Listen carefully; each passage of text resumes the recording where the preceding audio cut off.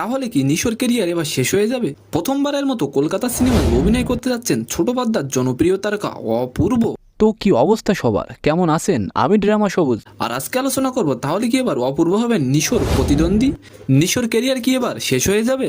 অপূর্বর কপ thriller এর সিনেমার নাম চলচ্চিত্র, আর এটি পরিচালনা করবেন প্রতিম ডি গুপ্ত। আপনারা জানলে অবাক হবেন, চলচ্চিত্র সিনেমার অপূর্ব এর নায়িকা থাকবেন মুনমুন সেনের কন্যা এবং বিখ্যাত অভিনেত্রী সুচিত্রা সেনের নাতনি রাইমা সেন। চলচ্চিত্র সিনেমাটি নিয়ে অপূর্বের সাথে নাকি অনেকদিন ধরে কথা হচ্ছিল পরিচালকের। চলচ্চিত্র ছবিটির গল্পটি অপূর্বর পছন্দ হয়।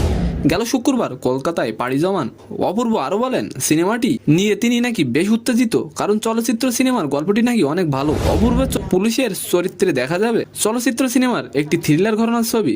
কলকাতায় পুলিশ গোয়েন্দা শাখার একদল অফিসার, যাদের নেতৃত্ব দিবেন অফিসার কর্ণিক চট্টোপাধ্যায়। অফিসারের চরিত্রে আরও অভিনয় করবেন টোটা রায়। চলচ্চিত্র সিনেমার গল্পটি হলো, এই সকল অফিসাররা একগুচ্ছ খুনের ঘটনায় তদন্ত করবেন। তদন্ত করতে করতে 4 পুলিশ অফিসারের ব্যক্তিগত জীবনে উঠবে ঝড়।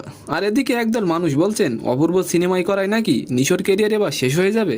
তো আজকের ভিডিওটি কেমন লাগলো অবশ্যই কমেন্ট বক্সে জানাবেন। আর আমাদের ভিডিও যদি একটু ভালো লাগে থাকে একটি লাইক দিয়ে আমাদের চ্যানেলটিকে সাবস্ক্রাইব করে দিবেন। ধন্যবাদ।